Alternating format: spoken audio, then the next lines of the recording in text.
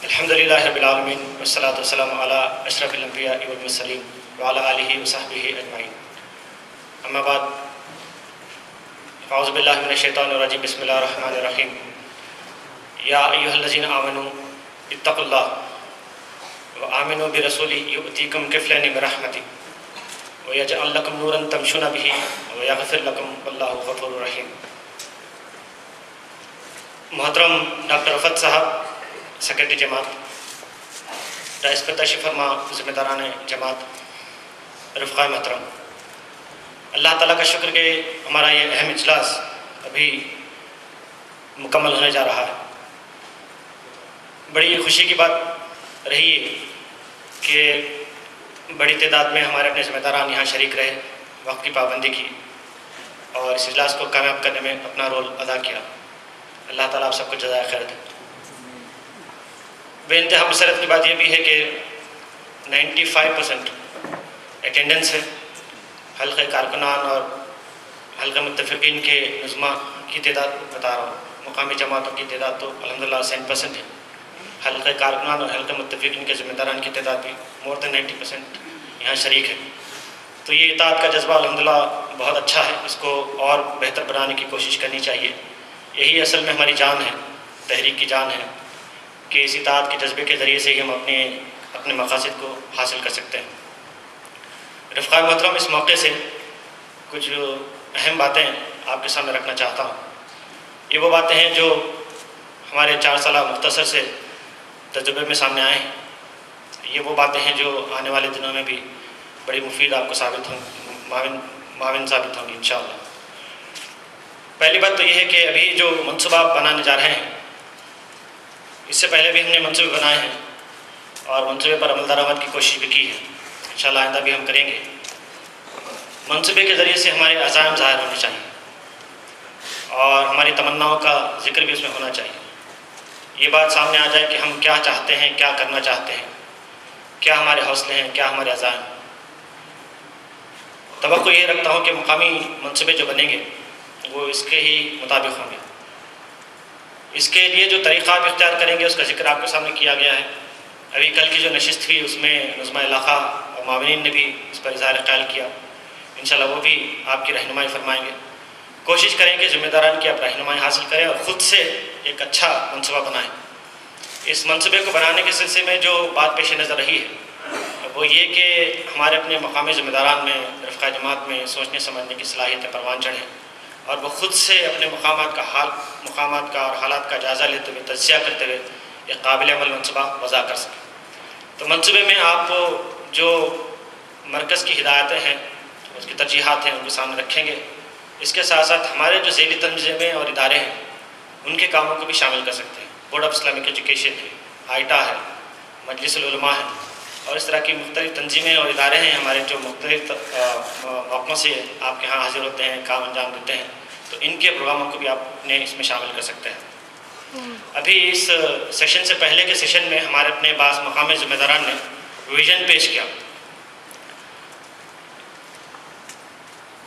Vision کے سلسلے میں بات آئی کہ یہ خواب ہے اور خواب 2 طرح کے ہوتے ہیں، ایک کھلی آنکھ سے دیکھنے والا خواب اور ایک گہری نیند میں دیکھنے والا خواب.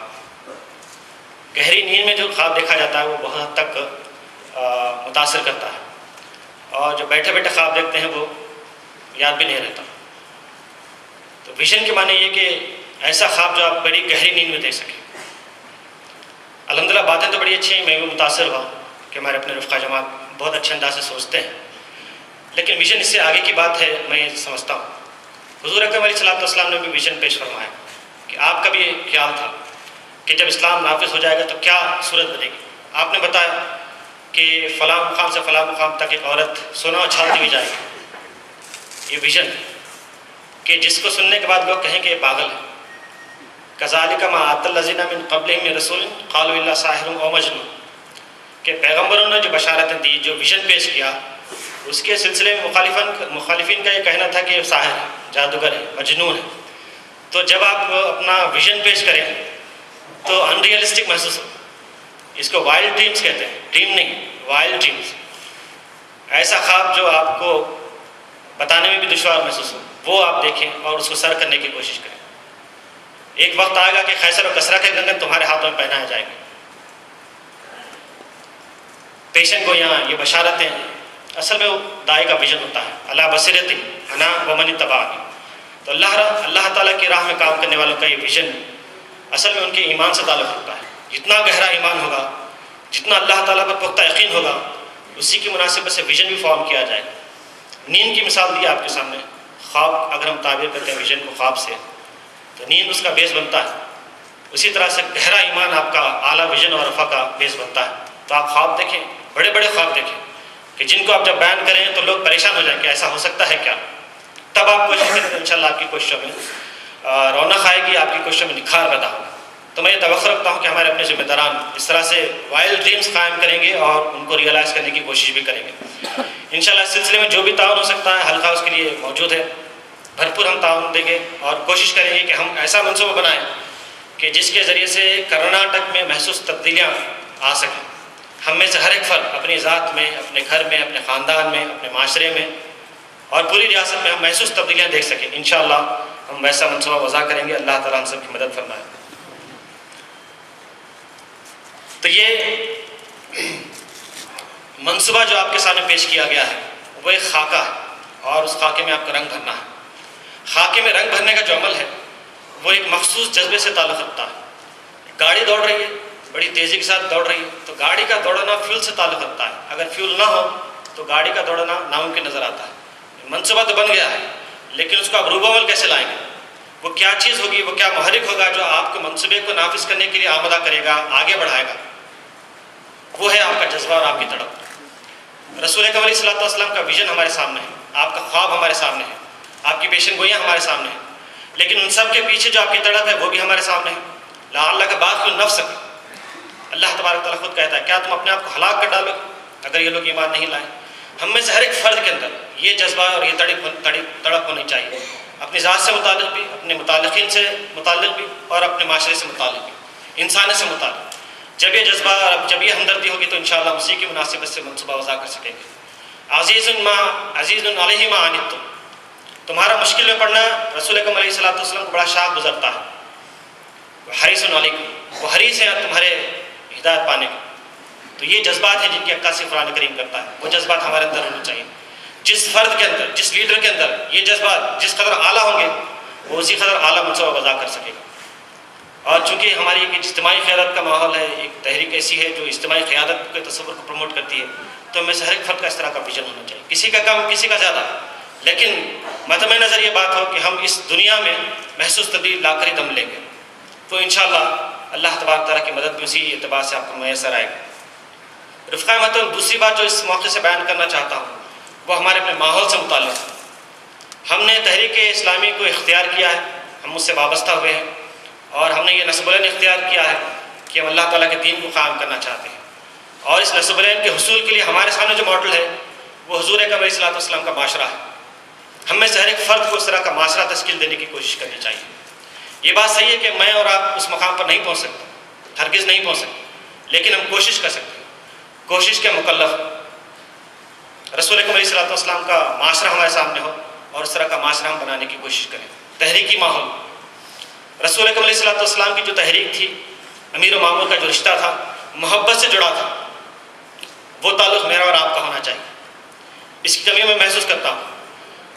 تحریک اسلامی کی قیادت میں اور عام تنظیموں کی قیادت میں کوئی فرق نظر نہیں آتا، سوائے یہ کہ نام الگ ہے، کام اسی طرح کے، فنکشن بھی اسی طرح کی.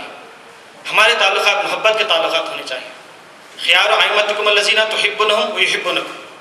تم میں کے سب سے اچھے ذمہ دار وہ ہیں جو تم سے محبت کریں اور تمہارے اچھے مامورین وہ ہیں جو تم سے محبت کریں. وتصلون علیہم ویصلون علیکم. تم ان کے لیے دعائیں کرو، وہ تمہارے لیے دعائیں کریں. تو محبت اور دعا کا تعلق ہمارا ہونا چاہیے. محبت اور دعا کا تعلق جب ہم کہتے ہیں تو عمل کا زیادہ دخل نہیں ہوتا. اور آج کل کا ماحول بھی اس طرح کا بنا ہے کہ محبت کا جب ہم نام لیتے ہیں تو عمل کا کوئی ذکر نہیں ہوتا. لیکن اسلام نے جو محبت کا تصور دیا ہے وہ عمل سے جڑا ہے. امیر و مامور کے درمیان محبت کا تعلق کے معنی یہ ہے کہ میں بھی سرگرم عمل رہوں اور آپ بھی سرگرم عمل رہیں. جہاں سرگرمی میں فرق آئے گا محبت میں بھی فرق آئے گا. رسول اکرم علیہ الصلوۃ والسلام کے اسوے کو آپ دیکھیے. ہر صحابی کا یہ تصور کہ حضور اکرم علیہ الصلوۃ والسلام مجھ سے زیادہ محبت کرتے ہیں. لیکن اس پہلو سے بھی آپ جائزہ لیجئے کہ ان کے اعمال کس طرح کے تھے۔ ابھی صبح میں حضرت ابو طلحہ رضی اللہ عنہ کا ذکر ہوا، وہ کیا چیز تھی جس کی وجہ سے حضور اکرم علیہ الصلوۃ والسلام کو آپ کے اس نیک عمل کا پتہ چلا؟ جنگ تبوک کا پس منظر پھر سے آپ پڑھ لیجیے، اور جنگ تبوک کے واقعات جو بیان کیے گئے سیرت میں ان کو پھر سے پڑھ لیجیے، آپ محبت کی جھلک کو دیکھ سکیں گے۔ جو صحابہ جنگ تبوک میں شریک نہیں رہ سکے ان کے سلسلے میں رسول اکرم علیہ الصلوۃ والسلام فرماتے ہیں کہ ہم نے فلاں صحابی کو فلاں مقام پر دیکھا، حالانکہ وہاں پر موجود نہیں تھے۔ تو محبت کے معنی یہ ہیں کہ میں بھی سرگرم عمل رہوں اور آپ بھی سرگرم عمل رہیں، اور جہاں سرگرمی ہوتی ہے وہاں محبت کا پتہ چلتا ہے۔ آپ کا فون آئے گا مجھے، آپ کا میسیج آئے گا مجھے، یا آپ کو میرا میسیج آئے گا یا آپ کو میرا کال آئے گا، اور بولیں گے آپ کہ میں ابھی آپ کو یاد کر رہا تھا۔ ایسا بارہا ہمارے درمیان ہوا ہے۔ یہ اصل میں محبت ہے جو اس طرح سے ظاہر ہوتی ہے۔ رفقائے محترم، تحریک قیادت کا یہ خاص وصف ہونا چاہیے کہ وہ اپنے ساتھ کے جو مامورین ہوتے ہیں ان کو اپنے سے جتنا قریب کرے وہ اس سے زیادہ قریب خدا سے ہو جائے۔ جو عام لیڈرز ہوتے ہیں اس طرح کے لیڈرز ہم نہ بنیں۔ وہ اپنی لیڈرشپ اپنے فالوورز کے ذریعے سے بتاتے ہیں کہ دیکھو میرے پیچھے کتنے لوگ ہیں، کتنی آؤ بھگت ہماری ہو رہی ہے۔ ہماری لیڈرشپ اس طرح کی نہیں ہوگی۔ ہم رفقا سے محبت کریں گے، ان کو ہم قریب کریں گے، لیکن ہم یہ چاہیں گے کہ ہم سے زیادہ خدا سے قریب ہو جائیں۔ حضرت ربیع بن کعب اسلمی رضی اللہ تعالیٰ عنہ اصحاب صفہ میں سے، اور ہر وقت حضور اکرم علیہ الصلوۃ والسلام کی خدمت میں رہتے۔ ایک مرتبہ آپ تہجد کو اٹھے تو حضرت ربیع بن کعب اسلمی رضی اللہ عنہ وضو کے لیے پانی پیش کیا، تو خلاف معمول رسول اکرم صلی اللہ علیہ وسلم نے ان سے پوچھا کہ اے ربیع مانگو، کیا مانگتا؟ تو انہوں نے یہ جواب دیا، یہ سوال جواب پر آپ غور کریں، اسے محسوس کریں گے کہ تحریک اسلامی میں امیر و مامور کے درمیان کس طرح کے تعلقات ہوتے ہیں، اور جب تعلقات استوار ہوتے ہیں تو مطمع نظر کیا ہوتا ہے۔ تو انہوں نے سوال کیا، سوال کے بدلے میں جو جواب دیا وہ یہ تھا کہ انی اسألک مرافقتک فی الجنہ، میں آپ علیہ الصلوۃ والسلام کی رفاقت چاہتا ہوں جنت میں۔ اے ربی مانگو، کیا مانگتے ہو؟ تو ربی مانگتے ہیں میں آپ کی مرافقت چاہتا ہوں، میں آپ کی رفاقت چاہتا ہوں جنت میں، سوچ لو تم کیا مانگ رہے ہو۔ وہ کہتے ہیں کہ میں سوچ لیا۔ تو رسول اکرم صلی اللہ علیہ وسلم فرماتے ہیں فَعِنِّي عَلَىٰ نَفْسِكَ بِكَثْرَةِ السُّجُودِ، اگر یہ معاملہ ہے تو تم کثرت سجدہ سے میری مدد کرو۔ محبت دیکھتے ہیں آپ امیر و مامور کے درمیان، لیکن محبت کا جو انجام ہے خدا کی طرف لوٹتا ہے کہ تم سجدے کو کثرت سے کرو، یعنی کثرت سجدے کے معنی کثرت سے عبادت کرو اللہ کی۔ تمہاری زندگی اللہ کی عبادت میں گزرنی چاہیے۔ تمہاری زندگی اگر اس طرح سے گزر جائے تو جنت میں میری رفاقت تمہیں میسر آ سکتی ہے۔ تو ہم کو اس طرح کے مامورین تیار کرنی چاہیے جو ہم سے بھی قریب ہو اور اس سے زیادہ اللہ سے قریب ہو۔ اس کی کمی ہم محسوس کرتے ہیں کہ عام قیادتوں کی اس طرح سے ہماری قیادتیں بھی ڈیولپ ہو رہی ہیں، جو اپنے درمیان رفقا کو تو رکھتی ہیں لیکن رفقا کو اس طرح سے رکھتی ہیں کہ وہ خدا سے قریب ہو نہیں پاتے، جس کی وجہ سے گروہ بندی کا بھی بعض مرتبہ مسئلہ پیدا ہوتا ہے۔ تو اس پہلو سے توجہ ہونی چاہیے کہ ہمارے درمیان کے تعلقات محبت کے تعلقات ہوں، عمل کے تعلقات ہوں، اور ہم میں سے ہر ایک فرد کی کوشش ہونی چاہیے کہ تعلقات کی استواری رب سے تعلق کو مضبوط کرنے کا ذریعہ بنے۔ پھر اس سلسلے میں یہ بات بھی آپ سے عرض کرنی ہے کہ ہمارے درمیان کی دوری کم سے کم ہوتی رہنی چاہیے۔ میں تو اس کو پسند کرتا ہوں کہ یہ بات ہمارے اپنی محفلوں میں بیان کی جائے، دل کی بات ہو اور جذبات کی عکاسی کرنے والی بات ہو۔ جو مراسلہ پہلا ہمارا آپ کے یہاں پہنچا اس میں بھی یہ بات میں نے درج کی تھی کہ گزشتہ میقات کا تجربہ ہم کو یہ بتاتا ہے کہ رفقا اور ہمارے درمیان تھوڑا سا تعلق کم رہ گیا تھا اور اس تعلق کو مضبوط کرنا چاہیے۔ تھوڑی سی دوری رہ گئی تھی، اس دوری کو پاٹنا چاہیے۔ تو یہ پاٹنے کا معاملہ میرا بھی ہو اور آپ کا بھی، کوشش دو طرفہ ہونی چاہیے۔ اور اچھے قائد وہ ہیں جو اپنے رفقا کے لیے ایکسیسیبل ہو۔ ہم میں سے ہر ایک فرد ذمہ دار ہے اور کسی نہ کسی درجے میں ذمہ دار ہے، اور ہمارے درمیان بھی رفقا رہتے ہیں، تو ہمیں سے ہر ایک فرد کی ذمہ داری بنتی ہے کہ ہم ایکسیسیبل بنے اپنے رفقا کے لیے، جب چاہیں جو چاہیں رفقا ہم سے بات کر سکے، گفتگو کر سکے۔ اب جس طرح کے سوالات ہمارے سامنے آئے ہیں، بعض سوالات کو ہم نے سرے سے لیا نہیں، بالکل سطحی قسم کے سوالات تھے، وہ اس لیے کیے گئے تھے کہ ان کو موقع نہیں ملتا اس طرح کے سوالات کرنے کا۔ بعض سوالات مسائل سے متعلق تھے، مسائل سے متعلق گفتگو کا ہمارے ہاں صاف و شفاف کوئی طریقہ نہیں ہے۔ جائزہ و احتساب نشست کا جو اہتمام ہوتا ہے ہم جانتے ہیں کس طرح سے ہوتا ہے، اس کو اگر ہم اسی طرح سے منعقد کریں جیسا کہ کرنا چاہیے تو بڑی حد تک ہمارے درمیان کی جو دوری ہے وہ ختم ہو سکتی ہے، ہو جائے گی انشاءاللہ۔ تو میں اس کی پوری کوشش کروں گا کہ اپنے ہر رفیق کے قریب آ جاؤں اور وہ میرے قریب آ جائے اور ہم سب کا اللہ تبارک تعالیٰ سے تعلق مضبوط ہو. تو یہ کوشش میری طرف سے بھی ہوگی اور آپ کی طرف سے بھی ہوگی, تو انشاءاللہ بڑے اچھے نتائج سامنے آ سکیں گے. دوسری بات جو عرض کرنی ہے وہ نوجوانوں سے متعلق. اب اس کا تعلق ہم سے بھی ہے تو ظاہر بات ہے بات بڑی وزندار ہوگی جب میں بتاؤں گا آپ سے. یوتھ لیڈرشپ کو پروموٹ کرنا چاہیے, نوجوانوں کو آگے آنا چاہیے, یہ بات بتائی جاتی ہے, بہت اچھی بات ہے, خوشی کی بات ہے. اگر یہ اجتماعی فیصلہ ہو تو فبیہا, بہت اچھی بات ہے. اگر اجتماعی ماحول اس طرح کا بنتا ہے کہ کوئی نوجوان اوپر ابھر کر آتا ہے اور اس کو قیادت کی ذمہ داری دی جاتی ہے تو بہت اچھی بات ہے. تو یہ خوشائن پہلو دیکھتے ہیں کہ ہمارے اپنے حلقے میں مختلف مقامات پر ذمہ دار جو بنائے گئے ہیں وہ نوجوان ہیں. نوجوانوں کو جو ذمہ دار بنایا گیا ہے بجا طور پر توقعات قائم کی جاتی ہیں کہ کام بڑھے گا, انشاءاللہ بڑھے گا, ہم بھی یہی توقع رکھتے ہیں. لیکن نوجوانوں کی قیادت میں بعض چیزیں دب کر رہ جاتی ہیں اگر توجہ نہ دی جائے. سب سے پہلی چیز ہے بزرگوں سے تعلق کی بات. نوجوان قائد کے معنی یہ نہیں کہ بزرگوں کا کوئی کام نہیں ہے یا ان سے کوئی استفادہ نہیں کیا جا سکتا, یا آپ یہ کہ وہ کام کے نہیں رہے, ایسی کوئی بات نہیں. بزرگوں سے تعلق قائم کرنا, ان سے استفادہ کرنا, ان سے رہنمائی لینا, یہ ہم سب کا ایمانی تقاضا ہے. رسول اکرم علیہ الصلوۃ والسلام نے جو وعیدیں ارشاد فرمائی ہیں لیس منا کے تحت, وہ ہم میں سے نہیں ہیں. تو اس زمرے میں ہم سب آتے ہیں, نوجوان بھی آتے ہیں, بزرگ بھی آتے ہیں. من لم یرحم صغیرنا, جو ہم میں سے چھوٹوں پر رحم نہیں کرتا, ولم یعرف حق کبیرنا فلیس منا, اور جو ہمارے بڑوں کا حق نہیں پہچانتا وہ ہم میں سے نہیں ہے. تو بات دو طرفہ بھی. ایک تو یہ کہ نوجوان اس طرح کے ہم اپنے بزرگوں سے استفادہ کریں, رہنمائی حاصل کریں, ان کے تجربات سے فائدہ اٹھائیں. بعض اچھی باتیں ہمارے اپنے ذمہ دار نے بیان کی, خوشی بھی سن کر کہ وہ بزرگوں سے استفادہ کا ایک نقشہ رکھتے ہیں, خوب فائدہ اٹھا سکتے ہیں اگر توجہ کریں. اپنے رفقا کو بھی تیار کریں اس سلسلے میں. ہمارے اپنے بزرگوں کی قدر کریں. انہوں نے ایک لمبا وقت تحریک کے لیے لگایا ہے, بہت کچھ انہوں نے کیا ہے, اور جو کچھ بھی انہوں نے کیا ہے بڑے سنگین حالات میں کیا ہے, اس کا ریکگنیشن ہماری اپنی طرف سے ہونا چاہیے.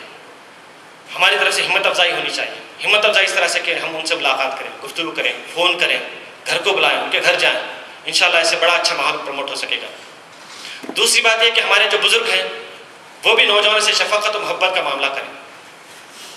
بزرگوں سے نوجوان یہ ایکسپیکٹ کرتے ہیں کہ ان سے کچھ ہدایت ملے, نصیحت ملے. نگیٹو باتیں آ جائیں اور منفی باتیں آئیں کہ تم کیا کر رہے ہو, ہم اس طرح سے کرتے تھے, تو نوجوانوں کے قدم آگے نہیں بڑھ سکیں گے. تو بزرگوں کی طرف سے یہ معاملہ ہو کہ وہ محبت سے, شفقت سے نوجوانوں کے ساتھ کام پر لگائیں اور ان سے تعاون لیں, تعاون دیں. اور نوجوان یہ کہ آگے بڑھ کر اپنے بزرگوں سے محبت کا اور استفادے کا تعلق قائم کریں. ڈیولپمنٹل ریلیشن شپ ہماری قائم ہو ہمارے اپنے بزرگوں سے, تو انشاءاللہ اس سے بڑا اچھا ماحول قائم ہو سکتا ہے. اور ایک بات یہ بھی ہے کہ تحریک اسلامی کو اگر آپ ایز سچ لیتے ہیں تو یہاں پر عمر کا کوئی مسئلہ زیر بحث نہیں رہتا ہے. اصل میں یہ جو کام ہے آپ کے ایمانی جذبے سے تعلق رکھتا ہے, اور جس کا جذبہ زیادہ ہوگا وہی جوان ہوگا. جوان کے معنی ہے کہ جو کام کر سکتا ہے, دوڑ بھاگ کر سکتا ہے. سورہ کہف میں جو نوجوانوں کا ذکر آیا ہے اس کی تشریح میں, ایک تفسیر میں نے پڑھا تھا, بڑی اچھی بات لکھی تھی, پتہ نہیں حوالہ کیا ہے اس کا, لیکن وہ جملے یاد رہ گئے. من آمن باللہ واتقى فهو الفتى, کہ جو ایمان لایا, جس نے خدا سے ڈرا, وہی نوجوان ہے. بات صحیح لگتی ہے, اس کی تحقیق میں جائے بغیر اگر آپ سوچیں بات صحیح لگتی ہے کہ جو آدمی ایمان رکھتا ہے اور اللہ سے ڈرتا ہے وہ تو ہر وقت کام کرے گا, ہر وقت اس کی سرگرمی کا مشاہدہ کریں گے. وما ضعفوا وما استقاموا, وہ کبھی تھک کر نہیں بیٹھیں گے, کبھی تھکان ان کو لاحق نہیں ہوگی, کبھی وہ کمزور نہیں پڑیں گے. قرآن کریم اس کی گواہی دیتا ہے. تو وہ جذبہ اور وہ ان کی انرجی اس عمر میں بھی رہے گی جس کو ہم بڑھاپے کی عمر کہتے ہیں. تو بہرحال یہ بات ہمارے درمیان جو زیر بحث رہتی ہے کہ نوجوان اور بزرگ, اس کے سلسلے میں استفادہ کا پہلو ہو اگر پیش نظر, تو انشاءاللہ تحریک اسلامی کو فائدہ پہنچے گا اور ایک اچھا ماحول مقامی سطح پر پروموٹ ہو سکے گا. آخری بات یہ عرض کرنی ہے کہ ہم سب تحریک اسلامی سے وابستہ ہیں اور ہماری بعض خوبیاں ہونی چاہیے, اور وہ خوبیاں بڑی نمایاں ہونی چاہیے جن کے ذریعے سے معاشرے میں جانے پہچانے جائیں. تحریک اسلامی کے افراد, ان کی خوبیاں, ان کے خاص اوصاف ایسے ہوں کہ جن کا معاشرے میں ذکر ہونا چاہیے. میں سمجھتا ہوں کہ یہ کام ایسا ہے کہ جو ہم کر سکتے ہیں اور یقیناً انشاءاللہ کریں گے. اگر توجہ کریں تو اس طرح کے رفقا بھی ہم تیار کر سکتے ہیں کہ جن کے اخلاق و کردار پر معاشرہ گواہی دے کہ صادق اور امین. تو افراد کے سلسلے میں جو خاص باتیں ہمارے پیش نظر رہنی چاہیے اس میں ایک بات اصلاح قلب سے متعلق ہے، جس کا ذکر ہمارے اپنے مرکز کے پالیسی پروگرام میں کیا گیا ہے۔ ہم میں سے ہر ایک فرد کو اپنے قلب کی اصلاح پر توجہ کرنی چاہیے، اور کسی بھی لمحہ کسی بھی مرحلے میں ہم کو اطمینان نہیں کرنا چاہیے کہ ہماری اپنی اصلاح ہوگی۔ رسول اکرم علیہ السلام نے قلب کے سلسلے کی جو باتیں بیان فرمائی ہیں وہ بالکل ہی ایسی ہیں جن پر کہ آپ تکیہ نہیں کر سکیں گے کہ ہاں بھی چلو دل اسی حالت میں رہتا ہے اور اسی حالت میں قائم رہے گا، ہم کام کریں گے اور اطمینان سے بیٹھیں گے، ایسی بات نہیں ہوگی۔ آپ کو فکر لاحق ہوگی، آپ کو پریشانی لاحق ہوگی، آپ فکر کریں گے کہ کس طرح سے میں اپنے دل کو ایمان پر قائم رکھ سکتا ہوں۔ مثل القلب کریشۃ بارض فلات، رسول اکرم صلی اللہ علیہ وسلم فرماتے ہیں کہ دل کی مثال اس پر کسی ہے جو ایک کھلے میدان میں پڑا رہتا ہے۔ کھلے میدان میں اگر چھوٹا سا پر پڑا رہے تو آپ اس کی حیثیت کو سمجھ سکتے ہیں، اس کی کیا وقت ہوگی، ہوا جدھر آئے گی ادھر اڑتا رہے گا۔ تو یہی مثال دل کی بتائے گی کہ دل تو ایسا ہے کہ جہاں اٹریکشن ہوگا وہاں وہ جائے گا، جہاں بات اچھی لگے گی اس طرف وہ متوجہ ہوگا، جو بات دل کو ناراض کرنے والی ہو یا دل پر گراں گزرتی ہو اس سے وہ پرہیز کرے گا۔ لیکن ہم کو اپنے دل کو قابو میں رکھنا چاہیے اس لحاظ سے کہ وہ ہماری بات مانے، وہ ہمارے ڈکٹیٹ پر کام کرے۔ رسول اکرم علیہ السلام نے اس سلسلے میں کافی باتیں ارشاد فرمائی ہیں، وہ ہمارے مطالعے میں ہمیشہ رہنی چاہیے۔ اس کا ابھرا ہوا پہلو یہ کہ ہمارا دل اللہ تعالیٰ کی محبت کا مسکن ہونا چاہیے، اس دل میں اللہ تعالیٰ کی محبت بس جائے۔ اللہ تعالیٰ کی محبت کے معنی یہ ہے کہ ہمارا ہر کام اللہ تعالیٰ کی تائید کے بھروسے ہو، اللہ تعالیٰ کی رضا کو حاصل کرنے کے بھروسے ہونا چاہیے۔ یہ اللہ کی محبت۔ اللہ کی محبت کے معنی عملی زندگی کی بات ہے، زندگی کی دوڑ دھوپ میں ہر وقت اللہ تعالیٰ یاد رہے، یہ اللہ تعالیٰ کی محبت۔ کسی بھی لمحہ اللہ تعالیٰ کی یاد سے غافل نہ ہو، یہ اللہ تعالیٰ کی محبت۔ وَاذْكُرُوا اللَّهَ كَثِيرًا لَعَلَّكُمْ تُفْلِحُونَ، اللہ تعالیٰ کو کثرت سے یاد کرو۔ یہ بات سورہ جمعہ میں کہی گئی، ہم آیت میں پڑھتے ہیں، اس کا پس منظر دیکھیں۔ فَانْتَشِرُوا فِي الْأَرْضِ وَابْتَغُوا مِنْ فَضْلِ اللَّهِ، زمین میں پھیل جاؤ اور اللہ کا فضل تلاش کرو۔ یعنی یہ کہ آپ سرگرم عمل ہے، معاشرے میں دوڑ دھوپ کر رہے ہیں، لیکن اس کے درمیان یہ بات کہی جا رہی ہے فَاذْكُرُوا اللَّهَ لَعَلَّكُمْ وَاذْكُرُوا اللَّهَ كَثِيرًا لَعَلَّكُمْ تُفْلِحُونَ، کثرت سے اللہ تعالیٰ کو یاد کرو تاکہ فلاح پا سکو۔ تو اللہ تعالیٰ کو یاد کرنے کے معنی یہ ہے کہ ہماری سرگرمی کا حصہ اللہ تعالیٰ کی یاد ہونی چاہیے۔ میں کام کر رہا ہوں کس کے لیے، میں کام کر رہا ہوں کس منشا کے تحت، میں کام کر رہا ہوں اس کا نتیجہ کیا نکلے گا، میں کام کر رہا ہوں کیا اس کا اجر میں اللہ تعالیٰ سے طلب کر رہا ہوں کہ نہیں کر رہا ہوں۔ ہر پہلو سے ہم کو یہ احساس ہو کہ اللہ تعالیٰ کی ذات ہم پر نگران کار ہے، وہ بصیر ہے، وہ خبیر ہے، وہ ہمارے قلوب کے حالت کو جانتی ہے، ہمارے دلوں کے حال کو جانتی ہے، اس طرح کی ذات ہے۔ اللہ کے رسول علیہ السلام نے اس سلسلے میں جو خصوصی ہم کو ہدایتیں دی ہیں وہ یہی کہ ہماری سرگرمیوں میں یہ پہلو دب کر نہ رہ جائے، اللہ کی یاد کا پہلو۔ لا تکثروا الکلام بغیر ذکر اللہ، لمبی گفتگو بغیر ذکر کے مت کرو، لمبا کام بغیر ذکر کے مت کرو۔ دن بھر سرگرم عمل ہے، اللہ تعالیٰ یاد ہی نہیں آ رہا، ایسا نہیں ہونا چاہیے۔ رسول اکرم صلی اللہ علیہ وسلم فرماتے ہیں کہ اگر کوئی شخص اس طرح سے کرتا ہے وہ خسوۃ القلب کی وجہ سے اس کا دل سخت ہو گیا ہے۔ اس کے بعد میں جو بات بتائی گئی وہ ہم سب کے لیے چوکنا کرنے والی بات ہے۔ وَإِنَّ عَبَادَ النَّاسَ مِنَ اللَّهِ تَعَالَى الْقَلْبُ الْقَاسِي، اللہ تعالیٰ سے وہ شخص دور ہوگا جس کا دل سخت ہوگا، جس کا دل سخت ہے وہ اللہ تعالیٰ سے دور ہوگا۔ بتائیے آپ، ہم اللہ تعالیٰ کی راہ میں مصروف، اللہ تعالیٰ کے لیے سرگرم عمل، لیکن اللہ تعالیٰ کو یاد نہیں صحیح معنوں میں، تو مطلب یہ ہے کہ ہم اللہ تعالیٰ سے دور ہوں گے، اللہ تعالیٰ سے ملاقات نہیں کر سکیں گے۔ ایک اور حدیث ہے جس کا ذکر آپ کے سامنے اس سے پہلے بھی کیا گیا ہے، یہ بھی ایک طرح کی وعید ہے کہ اللہ کی راہ میں اگر سرگرم عمل ہونا ہو تو اس طرح سے کہ اللہ کی محبت جھلکے۔ محبوب جب مطلب یہ کہ جب کسی سے محبت ہوتی ہے تو محبت کا اظہار ہوتا ہے، چال چلن سے واضح ہوتا ہے، اس کے رویے سے واضح ہوتا ہے، اس کے گھر کو دیکھ کر معلوم کر سکتے ہیں کہ اس کی محبت اس کے گھر سے، اس کے مال سے، اس کے اعزا و اقربا سے کتنی ہے۔ تو چال ڈھال سے معلوم ہوتا ہے کہ کون کس کو زیادہ محبوب رکھتا ہے۔ تو اللہ تعالیٰ کے جو محبوب بندے ہوتے ہیں ان کے سلسلے میں کہا کہ اللہ کی راہ کی جد و جہد کا اثر ان پر ظاہر ہونا چاہیے۔ ہم میں سے ہر ایک فرد کو اللہ کی راہ میں اس طرح سے جد و جہد کرنا چاہیے کہ اثر ظاہر ہو، ہماری سرگرمیاں متاثر ہو، ہماری جیب متاثر ہو، ہمارے اپنے کام متاثر ہو، ہمارے اپنے جو پسند کی چیزیں ہوتی ہیں وہ متاثر ہو۔ من لقی اللہ ولیس لہ اثر فی سبیل اللہ، اگر کوئی شخص اللہ کی راہ میں جد و جہد کرتا ہے ایسے کہ کوئی اثر نہیں ہوتا اس پر اللہ کی راہ کا، لقی اللہ فیہ سلمۃ، اللہ تعالیٰ سے اس حال میں ملاقات کرے گا کہ اللہ اس کے درمیان بہت بڑا فاصلہ ہے۔ تو یہ وعیدیں ہیں اللہ کے ذکر کے بغیر کام کرنے کے، اللہ کی محبت کے بغیر کام کرنے کے، اللہ تعالیٰ کی محبت کو ریفریش کیے بغیر کام کرنے کے۔ داعیان اسلام کے لیے اس میں بڑا درس ہے، کام تو کر رہے ہیں اللہ کے لیے لیکن اللہ تعالیٰ حقیقی معنوں میں یاد نہیں ہے، تو اللہ تعالیٰ کی محبت سے ہمارے دل بسنے چاہیے۔ اور آخری بات یہ ہے کہ جو آیت میں نے شروع میں تلاوت کی، افتتاحی کلمات میں بھی یہی آیت تلاوت کی گئی تھی، سورہ حدید کی آیت ہے، اس کو بار بار پڑھنا چاہیے۔ اس میں بشارت دی گئی ان لوگوں کو جو اپنے دل میں اللہ تعالیٰ کی محبت کو تازہ رکھنا چاہتے ہیں، ان لوگوں کو جو اپنے ایمان کو تازہ رکھنا چاہتے ہیں، ان لوگوں کو جو اللہ تعالیٰ کے دین کو قائم کرنا چاہتے ہیں۔ اس میں ترکیب بتائی گئی کہ کس طرح سے آپ اپنے مشن میں کامیاب ہو سکتے ہیں۔ اس میں بشارت دی گئی کہ اللہ تعالیٰ کی رحمت کس طرح سے تم پر سایہ کرے گی، اور یہ بتایا گیا ہے کہ تم دنیا میں کیا کچھ کام کر سکو۔